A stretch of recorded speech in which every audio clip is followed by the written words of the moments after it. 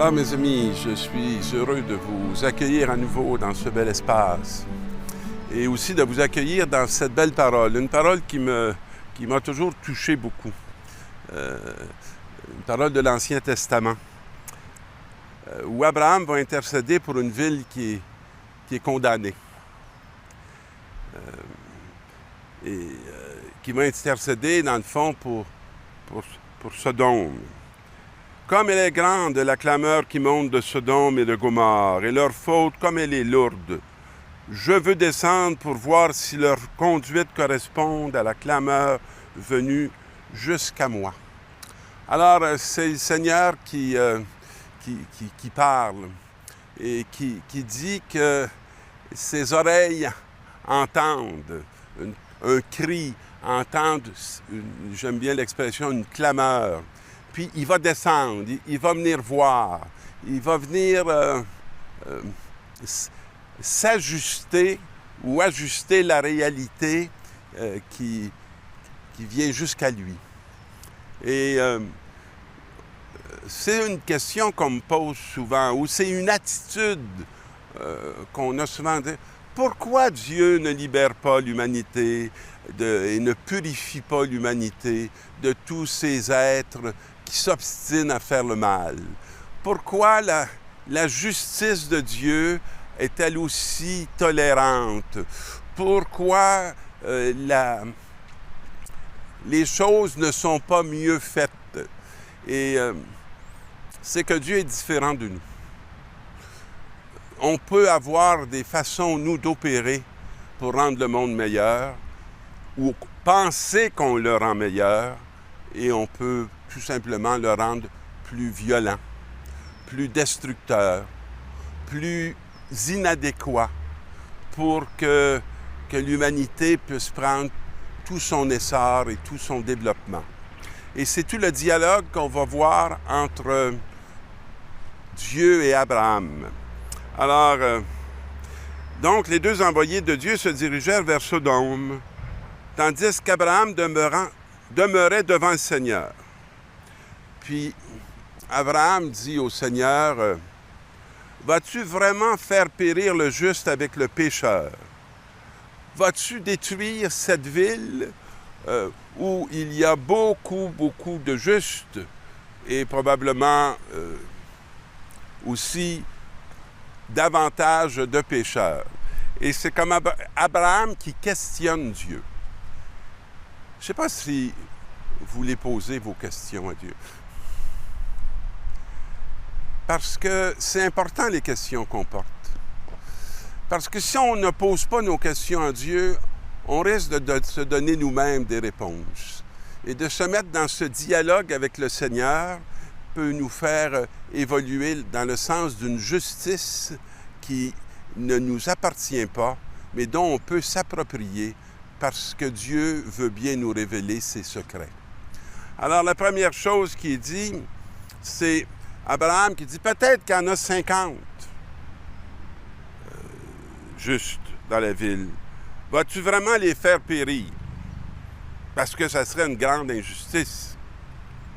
Et la réponse de Dieu, c'est, s'il y a 50 justes, la ville elle va être épargnée. Alors, si je trouve 50 justes dans Sodome, à cause d'eux, je pardonnerai à toute la ville. Abraham reprit, « Oserais-je parler encore à mon Seigneur, moi qui suis poussière et cendre?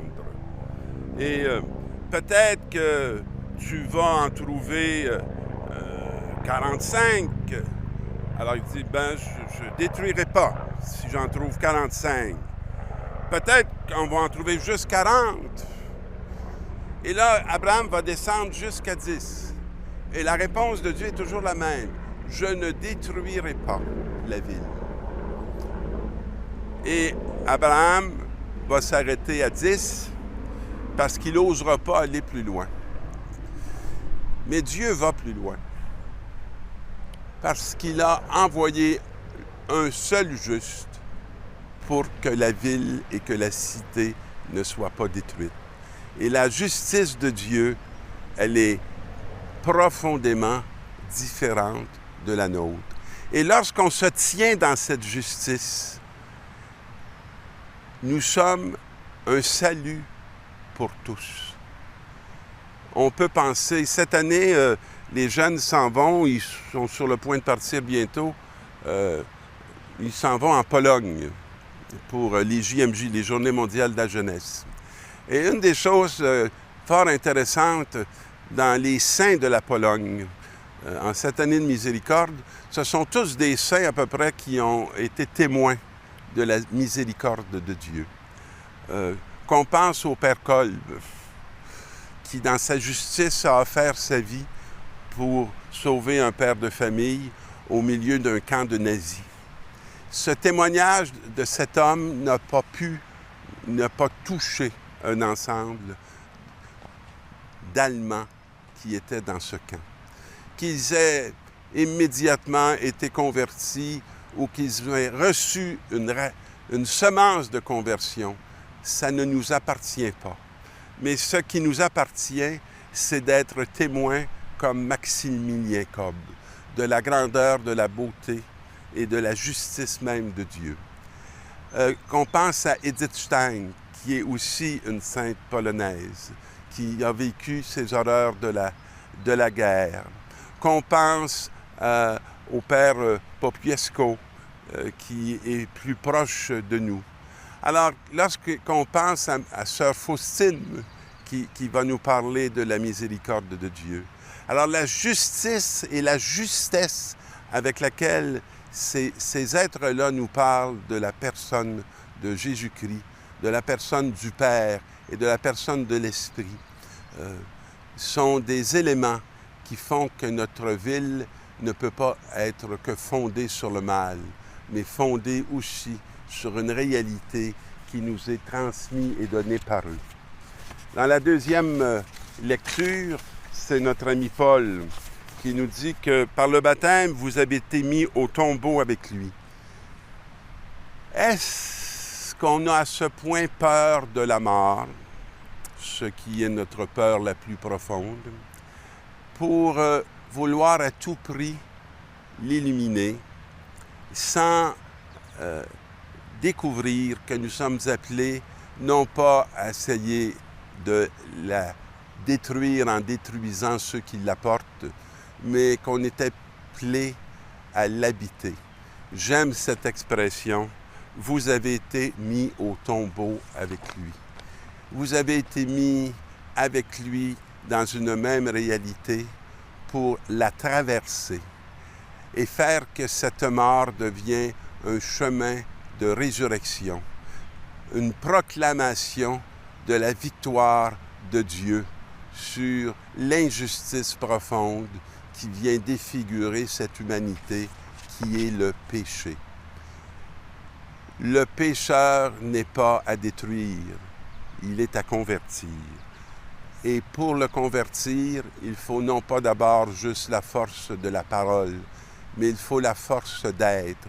Il faut cette confiance qui nous vient de la foi, cette solidité qui nous fait nous tenir là où tous veulent fuir et se cacher. Et dans l'Évangile, c'est cette belle demande.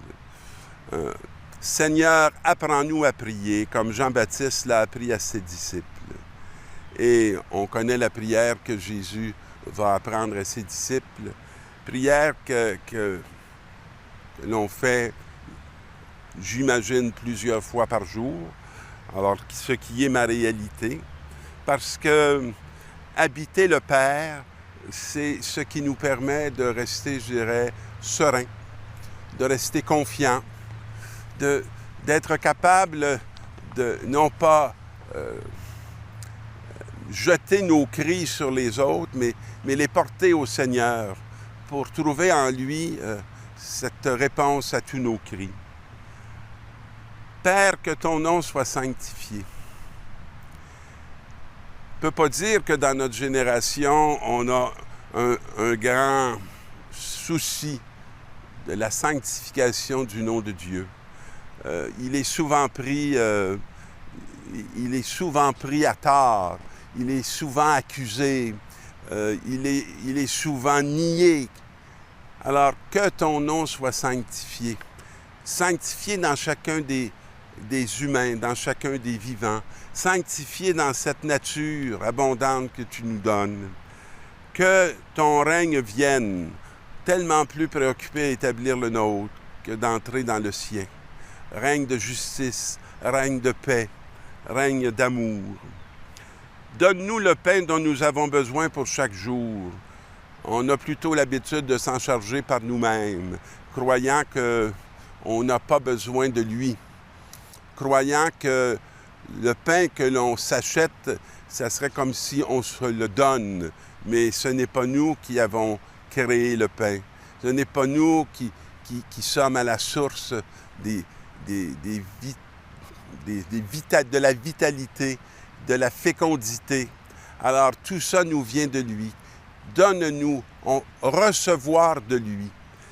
J'aime bien avoir appris le repas, avant chaque repas, la prière que mes parents faisaient, que j'ai continué à faire dans les écoles que j'ai fréquentées, que je fais encore aujourd'hui, parce que je veux me rappeler constamment que ce pain, je ne suis pas le premier pourvoyeur, mais il est vraiment un don reçu à l'image de ma propre existence. Pardonne-nous nos péchés, car nous-mêmes, nous pardonnons à ceux qui ont des torts envers nous. Pour demander le pardon de nos péchés, il faut les reconnaître. Il ne faut pas être impressionné par nos péchés. Nos péchés, ils appartiennent à notre nature. Ils appartiennent à cette création qui a encore besoin d'être achevée en nous. Il faut être capable de les nommer. Il faut être capable de les voir et surtout de voir que Dieu ne nous condamne pas dans nos péchés, mais il nous visite et il vient nous apporter ce pardon et cette miséricorde pour qu'on puisse, dans cette belle expérience qui nous est donnée de vivre, pardonner nous aussi aux autres. Découvrir qu'on est en premier aimé, et parce qu'on est aimé, on est pardonné. Et donc, aimer ceux qui peuvent nous blesser, qui peuvent nous faire du tort, mais qui ont aussi droit d'être aimés en premier par nous, avant même qu'ils soient convertis, avant même qu'ils soient transformés, et de se remettre dans les mains de Dieu. Et ne nous soumets pas à la tentation. Je suis très heureux de la nouvelle formule.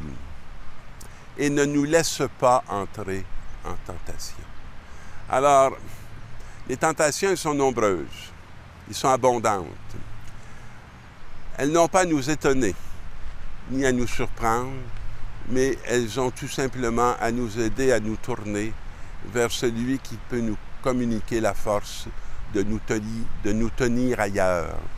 Alors, dans cette prière qui est simple, mais dans laquelle se trouve tout un projet de vie, toute une attitude par rapport à l'existence, le Seigneur nous éduque jour après jour. Et cette prière, il ne veut pas qu'on la fasse seule. Il veut qu'on la fasse avec lui. Et je ne sais pas si... il m'arrive souvent, le matin, lorsque je me lève, avec les craintes de la journée, parfois avec des événements ou des réalités que je voudrais bien éviter.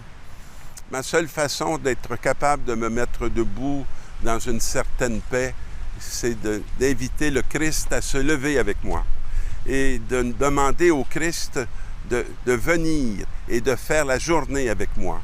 C'est d'ouvrir ma main comme on peut ouvrir nos cœurs pour dire on va vivre cette réalité-là dans un cœur à cœur. Et la journée devient possible et même elle devient une source d'espérance pour voir les signes et les prodiges qu'il va accomplir parce qu'on l'a invité d'être avec nous. Alors, je vous souhaite d'avoir ce désir profond de redire cette prière à plusieurs temps de votre journée pour que vous puissiez la vivre dans la joie de sa présence. Bonne semaine, mes amis.